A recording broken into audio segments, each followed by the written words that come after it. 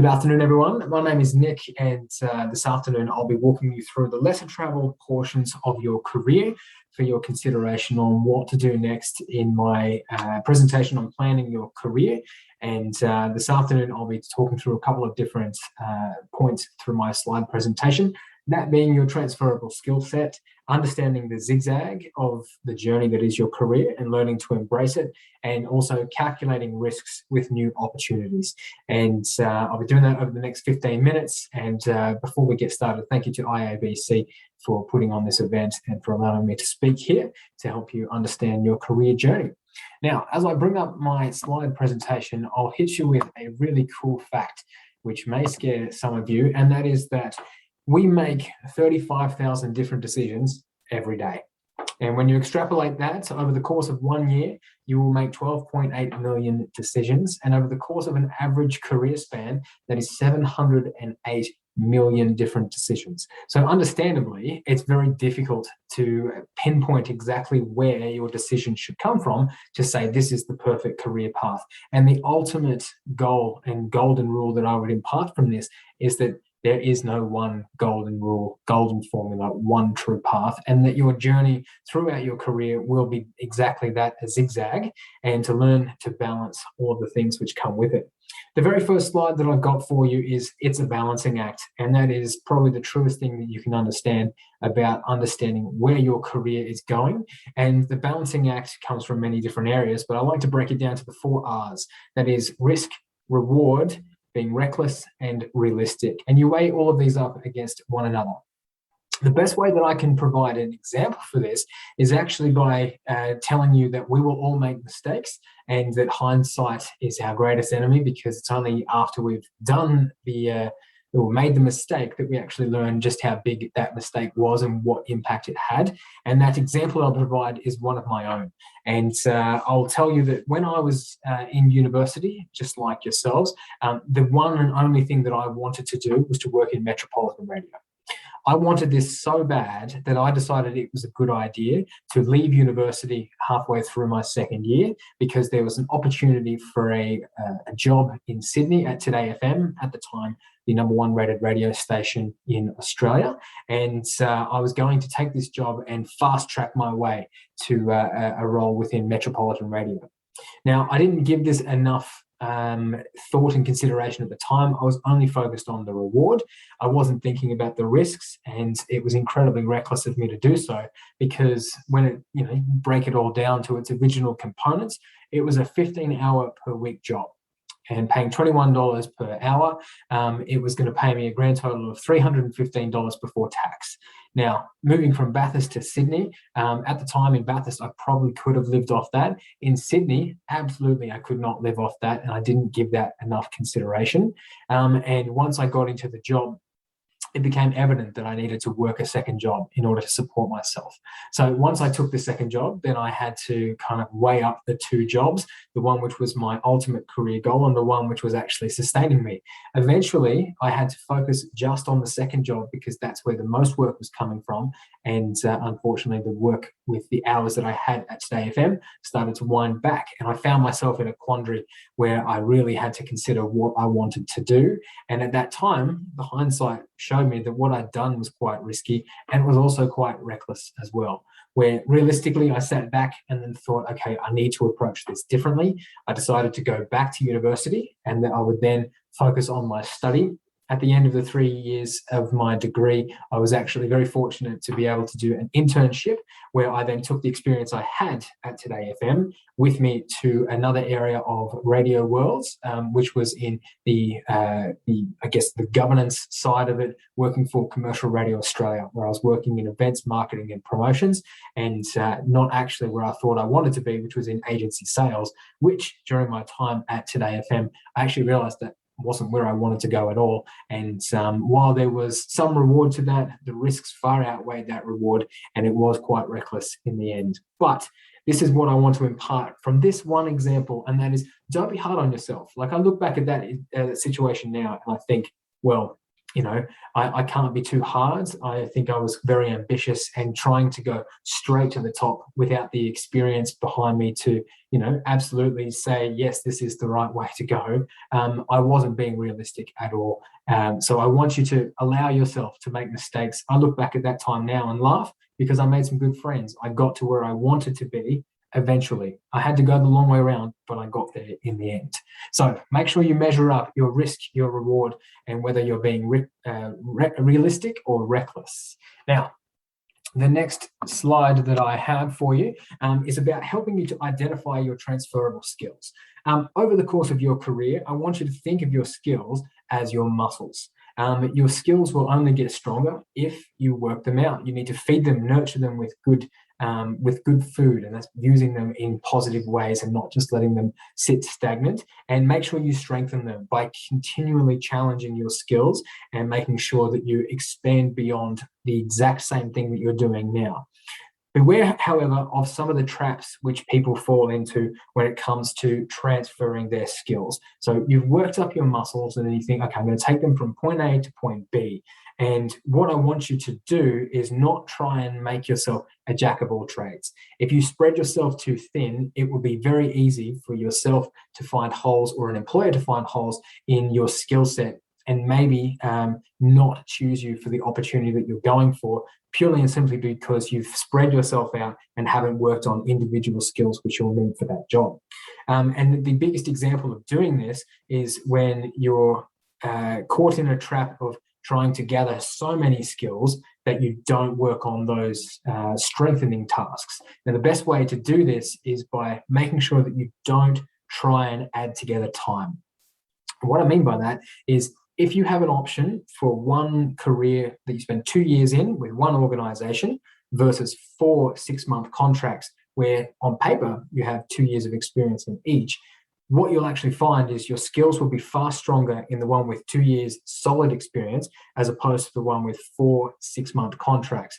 Because every time you change roles, you will then need to readjust. You'll have to refocus your skills. And while, yes, you've proven you can transfer from one to another, it's not working your muscles as hard and giving you those strong learning opportunities which you would have had in a long-term career opportunity. What that means, however, is that you should focus on longevity in the early parts of your career before you start trying to expand out and taking shorter term opportunities. That's not to say if you absolutely hate a job, you must stay in it, but be mindful of how that looks on your CV if you choose to go from short contract to short contract instead of spending a good amount of time with one employer.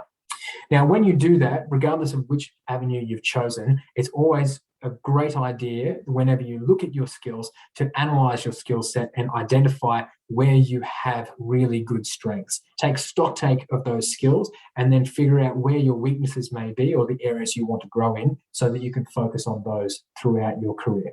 Build on those skills. Remember, your longevity is always there, but prioritize your journey. As I said, if it's not working out, don't stay there. The harsh reality is you have probably another 50 years in your career. The first 12 months, first 36 months, whatever it is, if they're not the most enjoyable, don't be disheartened. Don't just give up on your dreams because it was difficult at the start. Find other ways to build up those skills and get yourself across the line in other ways. Think about this as a marathon. This is a true marathon and not a sprint, because the sooner you get to the finish line, the sooner you'll have to start reflecting and thinking, well, I actually need to do more, and don't just sit back and rest on the same skill sets that you have. This is a marathon, so take it as one. The next slide that I've got is probably the most important when it comes to understanding the career journey, and that is that your career is not going to be a ladder. For some of you, you probably have, your parents who have been in a one job environment for maybe 25, 30 plus years. It's very, very uncommon now for you to find someone that stays with one organization and has a direct line to the top. And the reason I say that is because now we live in an age where information is more freely accessible. We have more influences around us, and we have a lot more to take in and consider when we have a job. And because of the internet, because of the ease of access of all the other opportunities, we're more likely just naturally to choose other opportunities. So what I want you to envision your career as is as a zigzag. And it will zig and it will zag. I'll give you an example of my own in that throughout the 17 years that I've actually been working since I finished my university degree, I have been in a number of different roles. And I'll just go through some of the highlights for you. I started out as a delicatessen working at Woolworths. I then started working as a music director and a radio announcer for a country radio station. I became a computer salesman. I worked in factories. I moved to Sydney and became a sales administrator, promotions assistant. I became a casino croupier for a roulette table. I then moved back to finish my degree and then worked in a number of different roles before starting my professional career as an events and promotions manager for Commercial Radio Australia. I then worked in a position overseas as a tour guide, and then moved back to Australia where I became a recruitment consultant. And when you look at that, it's not really a zigzag, more of a Jackson Pollock. It's all over the place. But the one thing that I'll say about that is that every decision I made to go from point A to point B was considered for its value and also the overall arching goal for myself. I look at my goals in many different ways because originally when I started out, I wanted to be a fighter pilot. And unfortunately, going through the process of becoming a fighter pilot, that's how I found out I needed to wear glasses. So I was discounted from that process and decided to readjust my focus. When I have considered changes in my career, I've always found it useful to make lists. Making lists is a great way of itemizing the things that you want to achieve, whether that be a very short-term, a mid-term or long-term goal, and then prioritize your decisions around that. Some people find a mood board is quite helpful if you're feeling in different ways about a role and you need to focus on what it is. If you break it out into a mood board, that can be useful. The best way as well is to discuss your plans. Use your friends, your family, your colleagues, your co-workers, strangers on the street if you must. Find out what other people think, but just remember that it's your decision and that where you go is entirely up to you, but it's not like locking it in on Who Wants to Be a Millionaire. You can change your decision. So consider every possibility, weigh it up for its risk, its reward, whether it's realistic or reckless. Say yes to opportunity. When someone says, I need someone to help out in the office and do this, put your hand up for it. That's how you will expand your skill set and maybe have opportunities that you didn't have before. Be open to change. And that is if someone said to you, we need you to take on this opportunity, but it means you may have to relocate. Say yes. The only thing that is going to happen is that you'll expand your career. You may disrupt the everyday slightly, but eventually you will become used to and accustomed to a new norm, and it will also provide you opportunities to learn. And that's the very last point here, is never stop learning. I want you to consider what your career has to offer for you. And if you find yourself stagnating, as we often do, find new ways to learn. Keep expanding on the skill set that you have. And if you feel like, okay, I've learned enough in this, but I want to focus on something else, don't be afraid of change and thinking that going backwards is a bad thing. And going backwards can mean so many different things for many other people. But remember, the things in your life will change. And that is, the influences can be from your family perspective. You may get married, you may have children, you may lose a loved one. You may decide that, after working in the media or working in communications for 15 years, that you decide you want to work in something a little bit less mainstream and something a little bit more close to home and study psychology.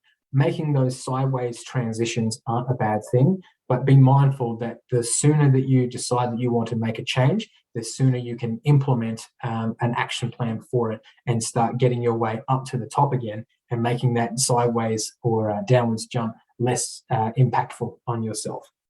In summary for you guys, I want you to think of your career as a movable feast. In that it will constantly change. It's never going to be the same for two people. Like, never will you find two people with the exact same career and same trajectory. Everyone has those different career paths because of the 35,000 different decisions you make every day. And over the course of your career, I want you to support your decisions with a positive attitude. Don't be afraid of change. Starting again is a very normal part of your career process, and embrace the journey, because as I said before, you may have on average between 30 and 45 more years worth of work ahead of you, perhaps even more. So when opportunity knocks at the door, say yes to those opportunities and enjoy the career zigzag to get the most out of the career that you have set for yourself. Thank you very much for attending, and I hope that you have gained some insight from this.